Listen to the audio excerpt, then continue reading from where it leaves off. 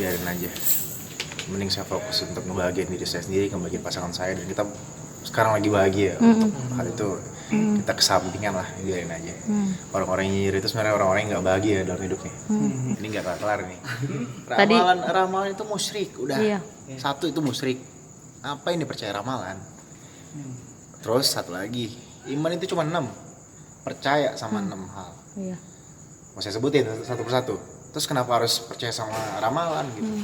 Dan ditambah toh ramalannya juga nggak jelas. Iya. Sebelum saya memutuskan saya melamar Dede, dia bilang saya settingan pacarannya. Sekarang ketika saya udah melamar, dia bilang akan ada orang ketiga lah, bla bla bla bla segala macam. Kemakan omongan sendiri dia. Lagian ya apa ya? Itu kalau dia mau ramal masa ganti-ganti beda-beda itu ramalan atau ramalan cuaca itu. Mungkin wanita wajar sih ya lebih sensitif terhadap hal itu, apalagi memang beban Dede juga semakin banyak.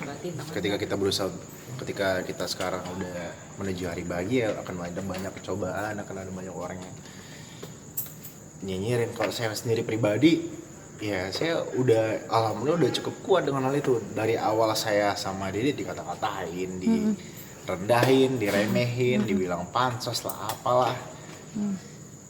Orang yang pansos sama saya, yang jelas-jelas pakai nama saya untuk menaikkan engagement-nya, untuk menaikkan YouTube-nya, itu nggak pernah saya katakan mereka pansos. Ya udah, itu kita saling berbagi keberkahan. Tapi saya dari awal dikata-katain udah cukup kuat mental saya untuk nahan semua itu. Dan soal ramalan juga dari awal dia juga udah bilang segala macem, mereka lah settingan, saya dibilang memanfaatkan Lesti lah segala macem. Tanpa dia tahu fakta sebenarnya gitu.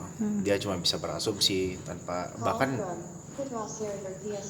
dia nggak tahu sebelumnya, nggak kenal sama kita. Sebenarnya memang benar ya, terbukti bahwa tak kenal maka tak sayang ya. Iya. Jadi banyak orang yang kayak nggak kenal tapi sudah berani menjat, sudah berani mengatakan ini itulah. Terbukti ketika Denny Darko dulu bilang kita settingan segala macam, setelah ketemu sama saya, kenal sama saya, sekarang dia udah mulai dukung hubungan saya gitu. Iya, benar. Ya mungkin karena dia belum mengenal saya lebih jauh aja sih.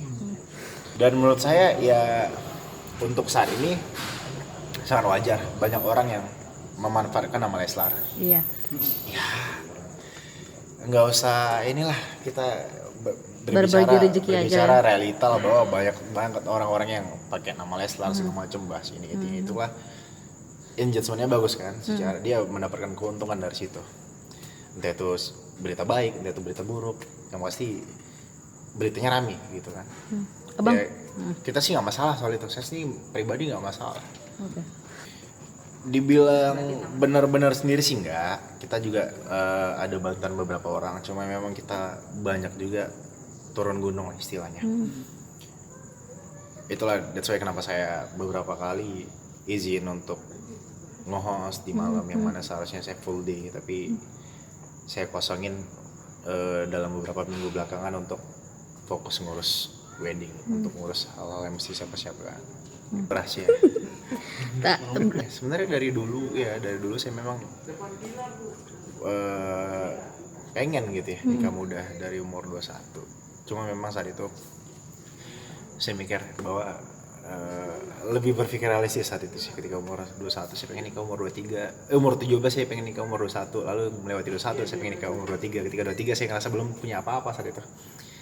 Maksudnya saya belum ngumpulin aset, rumah dan segala macamnya. Namun ketika alhamdulillah Tuhan ngasih saya, menguji saya atau memberikan kepercayaan saya, memberikan anugerah luar biasa buat saya, di mana saya alhamdulillah sudah punya segalanya, sudah bisa mewujudkan cita-cita yang dulu saya impikan.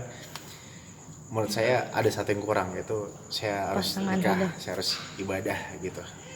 Saya harus menyempurnakan separuh agama saya, dan akhirnya pilihan saya jatuh pada Lesti, yang memang saya merasa bahwa ini anak bisa melengkapi apa yang kurang dalam diri saya, bisa menjadikan saya sosok yang sosok raja, dan sosok yang saya butuhkan gitu, yang saya butuhkan dan saya ingin. Akhirnya saya memutuskan ya udah nggak perlu lama-lama ya, saya akhirnya memutuskan untuk nikah. bawa orang tua saya ke rumah orang tuanya, lalu kita pun ngobrolin soal itikat baik saya bahwa saya ingin menikah dengan Lesti. Dede Lesti ya terutama. Tadi saya nggak ngerti beritanya apa. Si ayah sempat menjadi pegawainya Tamara Duzinski. Iya. Ya saya nggak tahu kebenarannya iya atau tidak. Dan kalaupun iya kenapa enggak? Bukan suatu masalah bagi saya gitu. Iya, yang penting halal.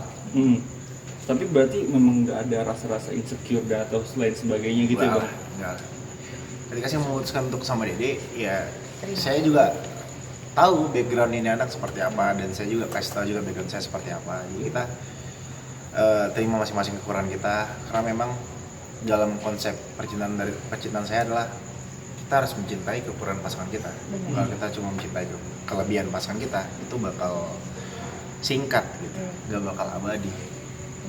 Nah, Gitu. Yang namanya ketika kita menuju hari baik, niat baik, sesuatu yang baik, yaitu apalagi pernikahan gitu, jelas-jelas dikatakan bahwa menikah adalah menyempurnakan separuh agama. Di saat itulah iblis, setan lagi gencar-gencar ya untuk menggoda kita, untuk merayu kita lah supaya kita mengurungkan niat kita. Tapi dan kalau kita mundur, kalau kita nyerah, ya pasti setan pasti bakal senang banget gitu.